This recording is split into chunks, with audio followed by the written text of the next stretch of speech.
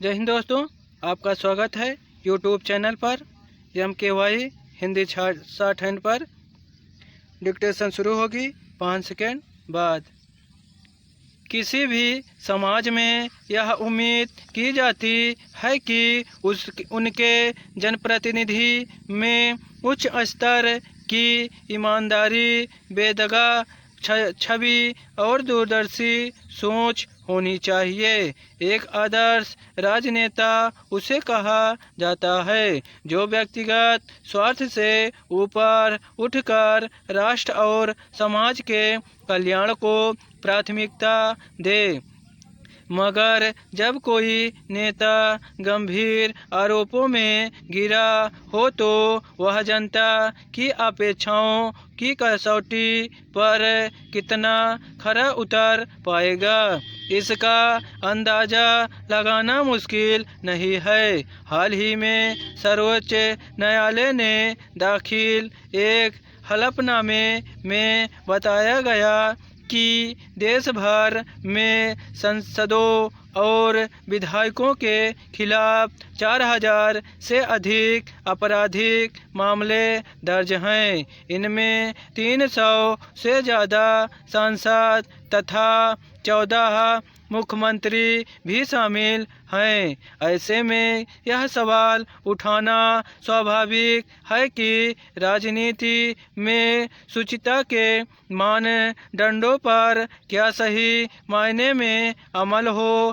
पा रहा है। साथ ही इस पर भी गंभीरता से विचार करने की ज़रूरत है कि राजनेताओं के लिए विशेष व्यवस्था के बावजूद उनके खिलाफ मुकदमे के निपटारे में इतना लंबा वक्त क्यों लग जाता है।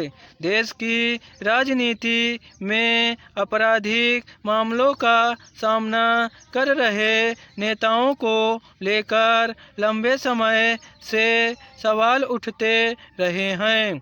इस मुद्दे पर अलग अलग समय में बहस और चर्चाएं भी होती रही हैं। इसके बावजूद विधायिका में ऐसे जनप्रतिनिधियों की उपस्थिति बनी हुई है जिनके खिलाफ कई आपराधिक मामले दर्ज हैं। सवाल सिर्फ मुकदमे जल्दी निपटाने का नहीं है, बल्कि इसका सीधा संबंध राजनीतिक में आपराधिक छवि के लोगों की मौजूदगी और जवाबदेही से भी है।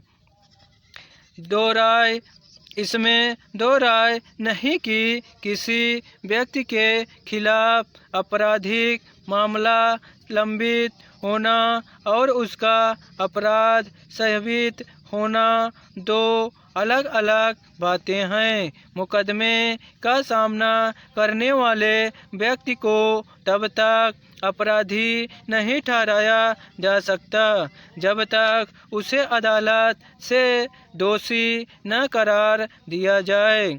मगर सवाल यह भी है कि जो समाज अपने नेता को एक आदर्श व्यक्ति के रूप में देखता है, अगर वह गंभीर आरोपों में घिरा हो तो उसे किस तरह देखा जाएगा? क्या इससे ईमानदार राजनीति की शुचिता प्रभावित नहीं होगी? नैतिकता का तकाजा तो यही है कि जब किसी जनप्रतिनिधि पर गंभीर आरोप लगे तो वह विधायी पद से खुद को अलग कर ले। लेकिन आज के समय में ऐसे उदाहरण दुर्लभ हैं। गौरतलब है कि चुनाव आयोग ने सभी राजनीतिक दलों की ओर से अपने उम्मीदवारों पर दर्ज आपराधिक मामलों की जानकारी सार्वजनिक करने की व्यवस्था लागू की है ताकि मतदाताओं को यह निर्णय करने में आसानी हो कि उन्हें किसे अपना जनप्रतिनिधि चुनना है, मगर इस सब के बावजूद राजनीति में आपराधिक छवि के नेताओं के प्रवेश पर अंकुश नहीं लग पाया है। हलफनामे में कहा गया है कि वर्ष 2025 में सांसदों और विधायकों के खिलाफ 1243 आपराधिक मामलों का निपटारा किया गया, जबकि उसी वर्ष 1050 नए मामले भी दर्ज किए गए।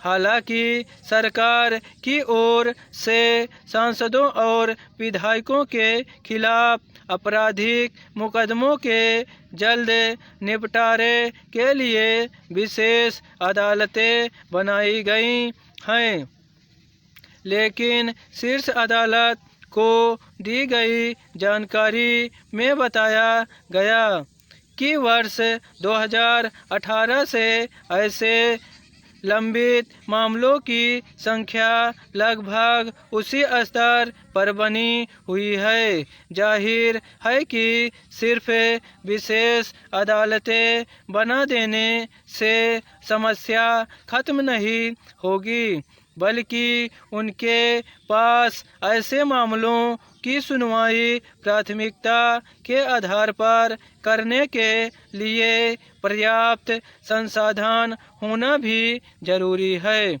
स्टॉप।